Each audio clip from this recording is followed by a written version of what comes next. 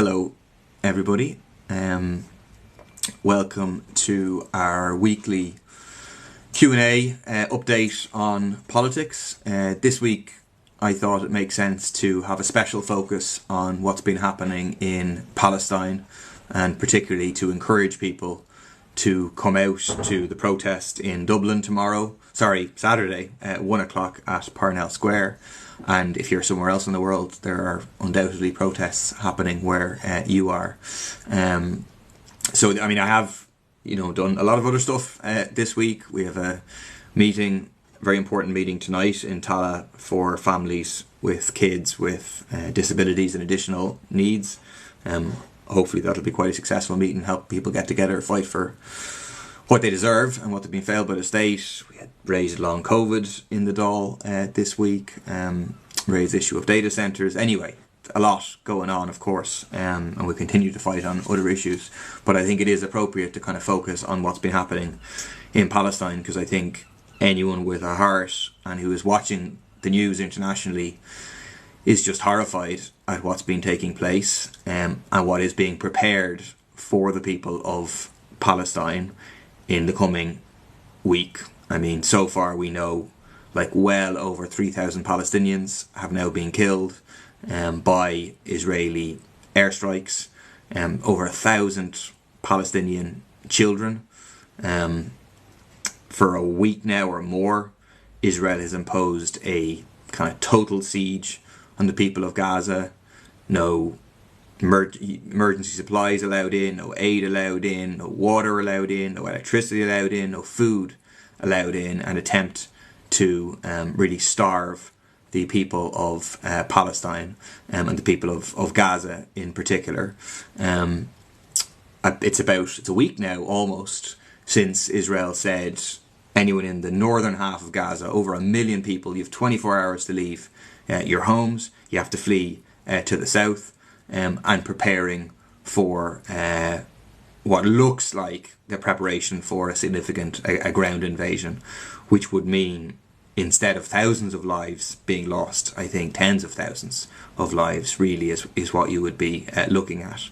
And while it's difficult to know exactly what Israel's short-term war aims are, it certainly looks more and more likely that this is about ethnic cleansing, about another Nakba, another catastrophe, another driving Palestinians out of their homes, and driving people out of the north of Gaza, potentially then driving them out of the south of Gaza and just driving them into the desert in Egypt. I think at least sections of the Israeli ruling class, sections of the Israeli government are considering that as their goal here. And someone made the point in the chat, what about the US support by Biden funding this war? Absolutely. The only reason that Israel can exist in this region in the apartheid form that it exists in is because of the external support by the US above all. It used to get about $3 billion a year in military aid, the biggest recipient of military aid in the world from the US. Now it gets almost $4 billion a year, because it serves the interests of the Western powers in the region. It's a number of years now since Benjamin Netanyahu described Israel as the aircraft carrier for the US in the region. So I think it's so important that any of us who are looking at what's happening, who stand on the side of the Palestinians, who oppose the occupation, who oppose the siege, who oppose the slaughter, raise our voices and get on the streets and try and pressurise our own governments to stop supporting Israel. Someone raised a question there. Feel free to put questions in the chat and I'll do my very best to get around to them. Are we ever going to see the truth behind the hospital in Gaza? Lots of mixed reports. People, I presume, have seen this, that the Baptist hospital in Gaza was hit the night before last.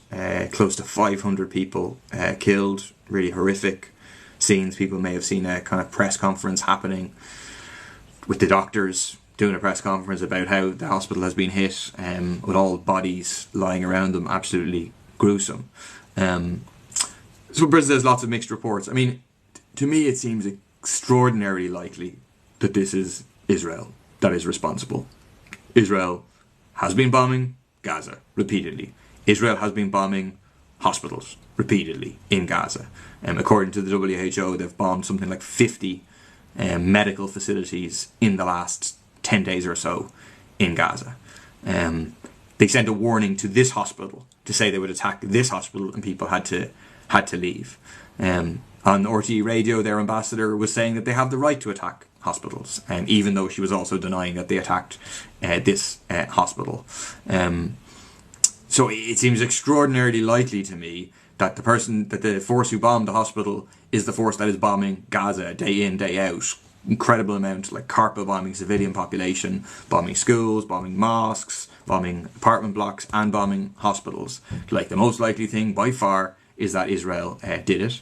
And I think what you're seeing at the moment is a very traditional cover-up tactic by Israel, which is what they do every single time, which is to blame the Palestinians, to try and create confusion, so that the international media, which is very quick to apportion blame in other circumstances, now says, oh, you can't really tell, both, it's disputed, etc., etc. That's the only aim of what they're saying now.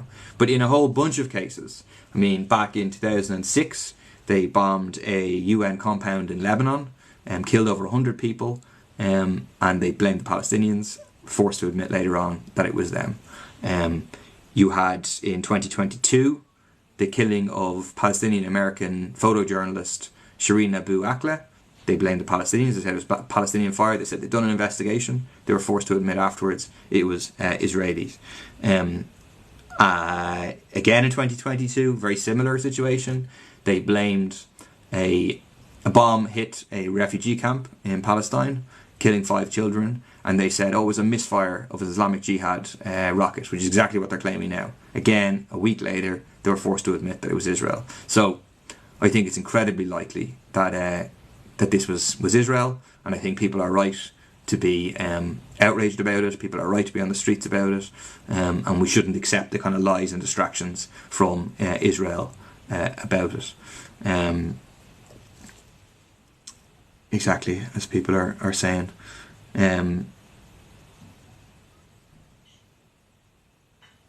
Sorry, just looking through some of the comments. Someone asking, sorry, is it a separate issue, but why don't you put pressure on the door for our own homeless people to look after? We do that every single week. We're trying to put pressure on. We're trying to build a movement. So get in touch, send us your email, and we'll let you know about protests that are coming up. I don't know if you were at the protest about the housing crisis just before the budget. Hopefully you were, but if you weren't, let us know, and we could send you leaflets, and you can help build the next one, because that's the only way we're going to force change on that or any issue. But again, in relation to Palestine, I mean, I think what we have, someone asked, is there anything we can do to help Palestine? I think we need to be on the streets. We need to be pressurising our own governments. So like I said at the start, there's a protest this Saturday at 1 o'clock in Dublin. There's protests in Belfast as well, and there will be protests right around the world. In Dublin, it's 1 o'clock at the Parnell Square Garden of Remembrance. Because I think, so obviously Biden's actions are absolutely horrendous. I mean, Biden, they're funding Israel, the Israeli military. The morning after the hospital bombing, Biden arrives in the US, hugs Netanyahu and says, oh, I think the other team did it. I mean, it's just a disgusting way to talk about it. And then say, oh, it's based on US intelligence. He's just there to like help Netanyahu and the far-right Israeli government cover up for what they are responsible for. And then give a green light. Israel's right to defend itself. Israel's right to defend itself, which means bombing hospitals. It means starving people. It means killing more than 3,000 people so far. But we should know that the European Commission is no better. Ursula von der Leyen, again, went to Israel off her own bat, no authority to do so, and said, without even any qualifications, like in the Irish government is always careful to have some qualifications, but in international law, blah, blah, blah. But she was just, again, the right of Israel to defend itself. The truth is, she gave a green light to the genocide that is now taking place of the Palestinians in Gaza.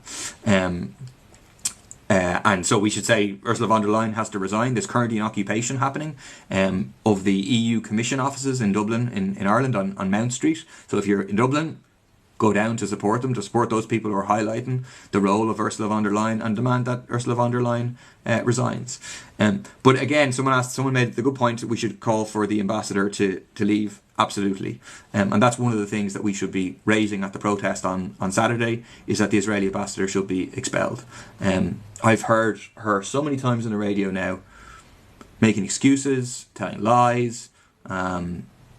It's just disgusting.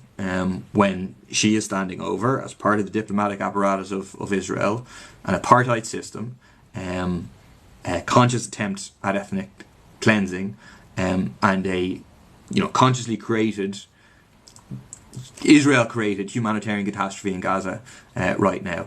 Someone says, where's this week's march? It's 1 o'clock at the Garden of Remembrance in Dublin. So beyond the protest, is the key thing.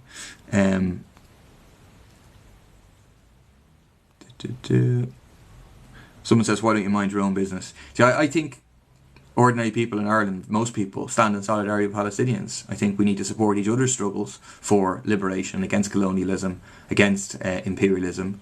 I think that's very important, because they're all interrelated. Like, if you look at the Israeli military, for example, they train right-wing militaries, right-wing governments, security forces right around the world. The things that they first try out on Palestinians are then tried out on people who are protesting right around the world, including potentially in this country.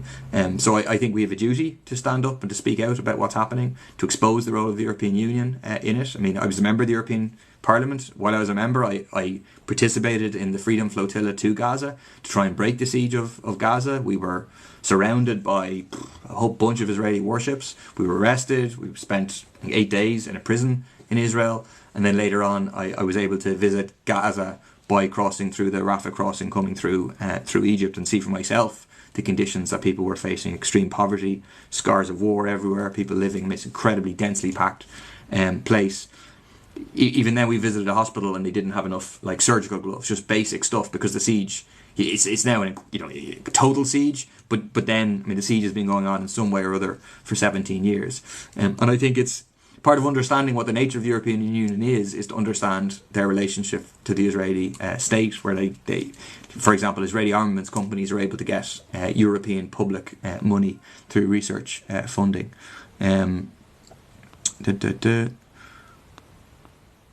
Sorry, just looking through the comments.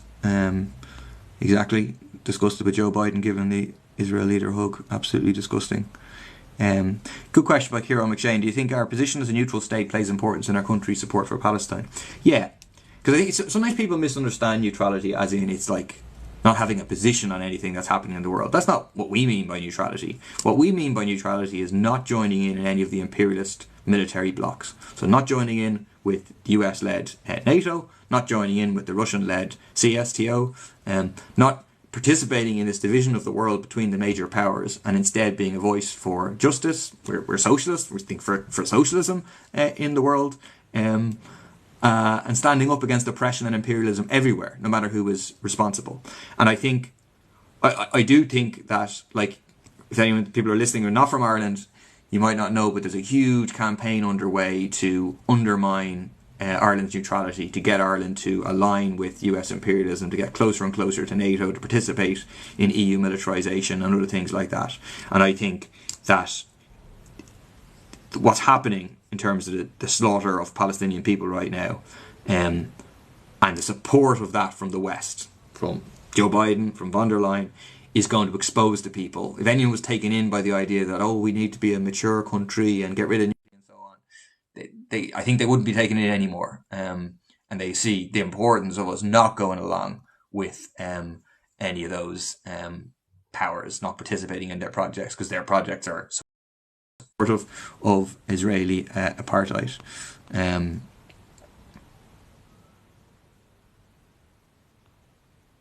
I agree we have to sanction Israel. Big march for Palestine Saturday. Definitely. PM you about justice for my mum. Okay. I tell you what, if you haven't, send me an email, paul.murphy@oireachtas.ie. Won't forget the images of those dead children. I think it's very hard. I mean, it's obviously not half as hard as it is for the Palestinian people in Gaza, but it's very hard seeing what we're seeing over the last 10, 11 days. Exactly, 1981 Palestinian prisoners smuggled letters to Bobby Sands' family and also 10 other families. There's a long history of Irish people struggling against British oppression, standing in solidarity with black South Africans struggling against apartheid and Palestinians struggling against apartheid. Where was your justice call when Saudi kills hundreds of thousands in Yemen? It was right here. It was in the Dáil. We repeatedly raised it. Absolutely scandalous. But if you go back, if you search Paul Murphy Yemen, you'll see that I repeatedly spoke out about it, participated in protests about it. Again, Saudi, it's another effective client state of US imperialism, of a different kind of character than Israel.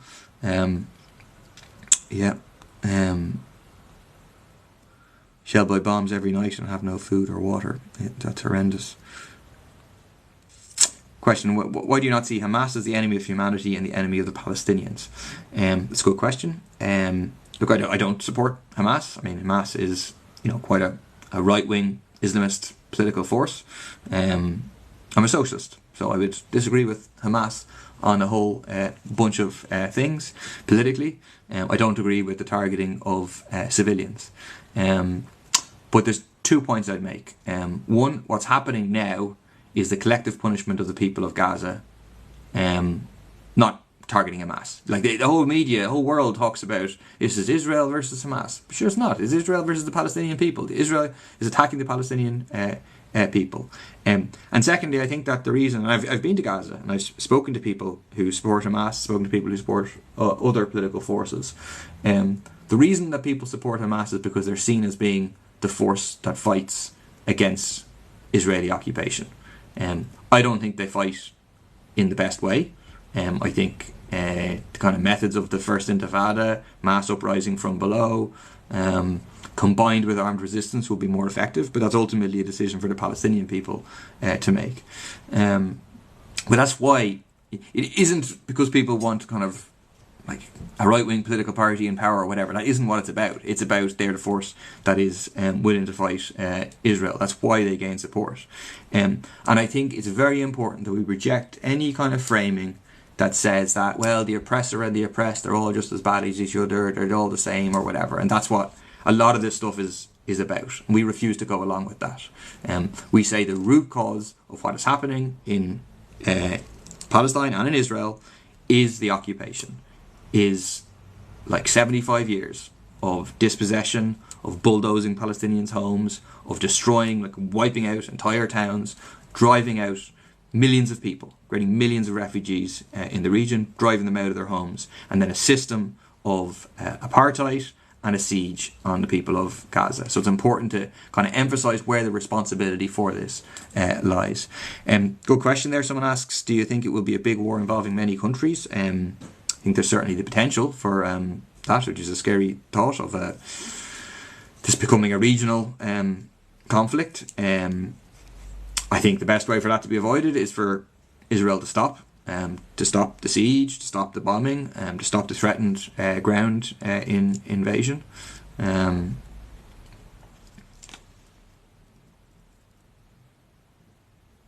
Cathy says, I wish you'd be as passionate about the Irish people. Believe me, I am as passionate about the Irish people. Of course I am.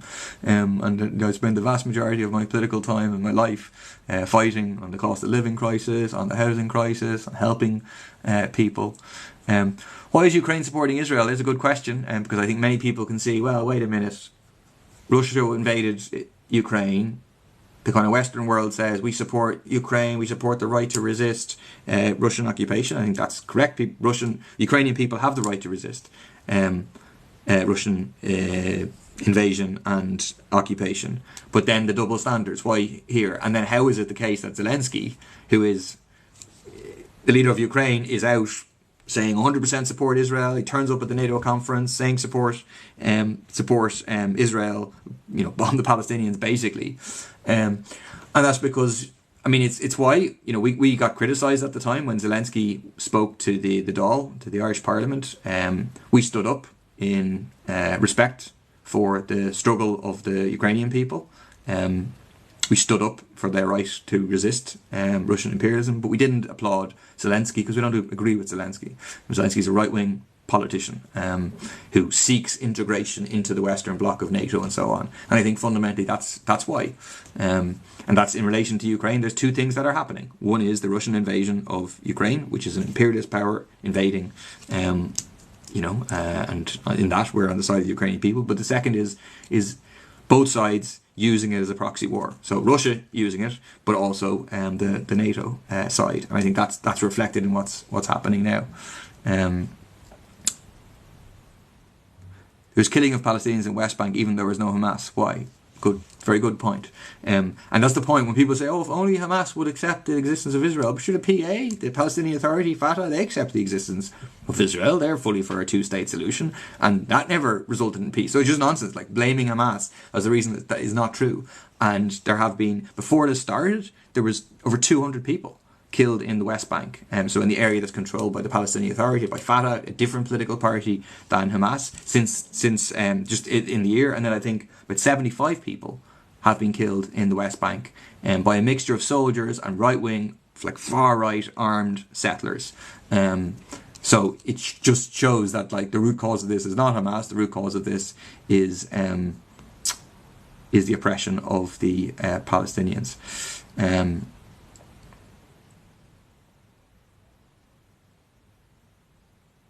The Palestinians were being killed by Israel before Hamas even existed. Exactly. Can you recommend some books to learn more about the history of Palestine?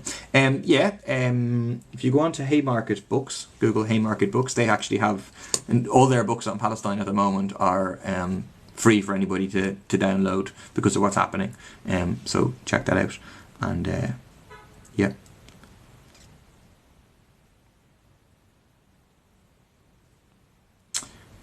Free Palestine, I agree. The incarceration rate for Palestinians is a very good point. There's a lot of talk, and rightly so. It's horrible to think about anyone being taken hostage.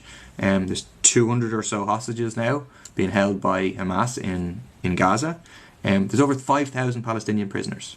Over 1,000 of those, 1,500 or so, are like detained without trial. What's known as administrative detention. They haven't been charged. They don't have a trial date. They're just being held. It's like what we had in the north of internship. They're hostages of the Israeli state, and they're not being talked about. Hundreds of them are children. So it's also important to talk about a huge percentage of the Palestinian population in general spends time in Israeli jails as part of this like super oppression. Can you post a link for the book download? I can't, at least I don't think I can, but you just Google Haymarket Books. Haymarket, Haymarket.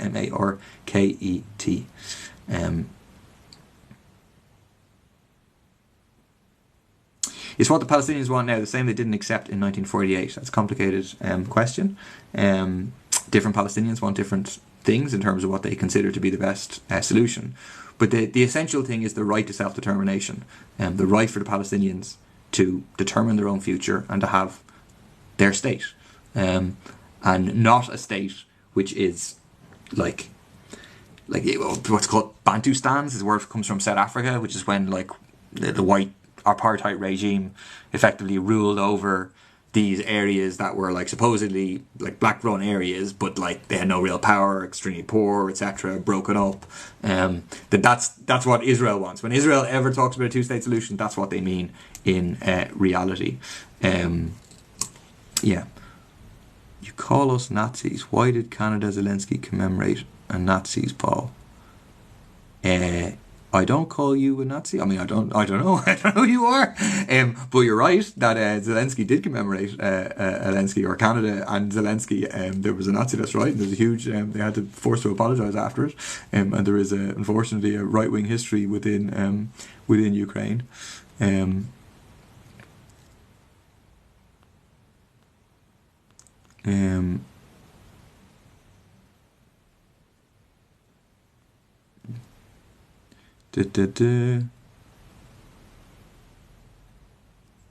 Any tips on trying to find a HAP property in Dublin? Try and get homeless HAP is my best tip, to be honest, which gives you an extra percentage on top of what you can get. I didn't know about the Israel loyalty law passed in Texas. That sounds pretty horrific. A whole lot of horrible stuff happening. And that's one thing, maybe I'll finish on this, is like some of the things that are happening around the world in terms of the upsurge of Islamophobia, of crackdown of the right of people to protest, is quite incredible. It's happening in many, many countries. In Britain, they're saying if you chant from the river to the sea, you can be arrested. If you prepare a Palestinian flag, you can be arrested. There's been complaints made about Jerry Carroll, who was our MLA in the north, about what he said. They've like this. I think there's criminal complaints against him. I know there's a Brazilian MP for PSOL, the kind of socialist party, kind of equivalent to People Before Profit in Brazil, who's been far right MPs in Brazil have complained about her because she expressed her support for Palestinians. She's Jewish or half Jewish or something, and she just supported the Palestinians. 26 states, that's interesting. America passed a law that it's a fireable offence to boycott Israeli companies. I'm only reading that now, but I could certainly believe it. They're doing similar things in France, kind of crackdowns on people protesting in support of Palestinian rights. It's happening like in a lot of places. They've effectively made boycott, divestment and sanctions, BDS, illegal.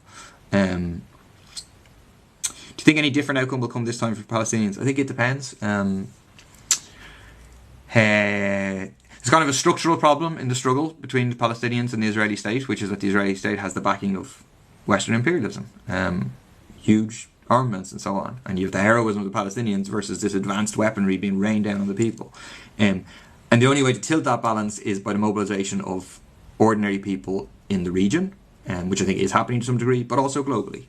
So I do think like we have a duty. If you're opposed to genocide, you have a duty to be on the streets this Saturday to say, to stop the bombing, to stop the siege, to stop the occupation. That's really important.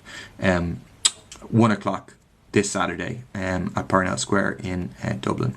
Okay, I might leave it there. Just encourage people to definitely, wherever you are in the world, try and join the protest or a protest this weekend. Very, very important that you do so. We have to do everything we can to kind of tilt the balance against our government support or partial support for Israel and the war crimes that are being committed at the moment. So good luck in all your activity, and I will see you again next week.